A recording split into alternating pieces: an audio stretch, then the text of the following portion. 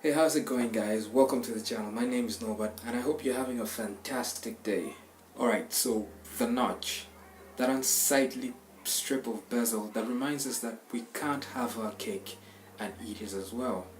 Some detest it while others don't really mind it. But like it or not, we can all agree that last year was the year of the notch. Pretty much every single manufacturer had a device that featured it, with exceptions of Samsung, of course. So we first saw the notch on the Essential phone in the second half of 2017, but it wasn't until Apple debuted the iPhone 10, which included the notch, that it became popular. Well, at least among manufacturers. But the consumers, not so much. A couple of manufacturers did do their best to avoid the notch, most notably Samsung, Oppo and VIVO. Now though, it seems like a lot more manufacturers are trying to eliminate the notch and give consumers an all-screen smartphone as well.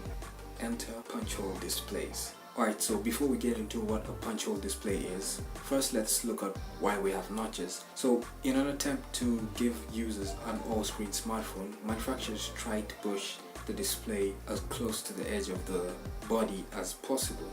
But there are sensors that are hidden within those bezels that they're trying to eliminate, like the front-facing speaker and camera and ambient light sensor. So in order to keep those up front, they had to sort of go around them, and that's how we ended up with notches.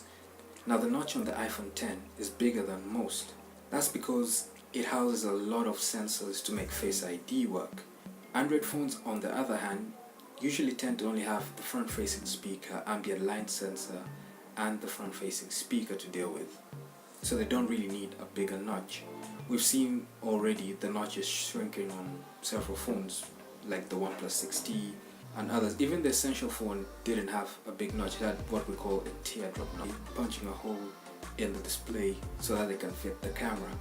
Whilst the other sensors can be crammed into a small grill at the top of the device. Powerhouses like Samsung already showed us last year what they're calling the Infinity O display, which is a punch hole display.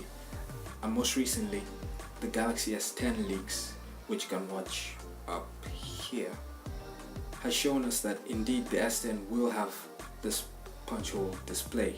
Other manufacturers are set to follow. Already Honor launched the Honor View 20, which has a punch hole display, and leaks of the upcoming OnePlus 7, which also you can watch by clicking at the top right hand corner, hint at an all-screen smartphone, this time with a slider mechanism to hide the selfie cam.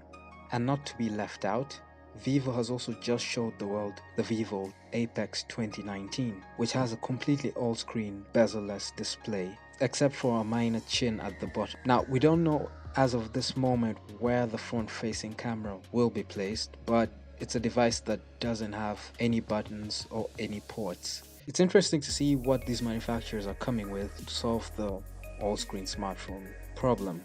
But either way, it looks like the notch is on borrowed time, and it's only a matter of time before someone nails it. Well, that's it from me, guys. If you enjoyed this video, please like and subscribe, and don't forget to turn on the notification bell so that you get notified each time I upload a new video. Thanks for watching. I'll see you in the next video.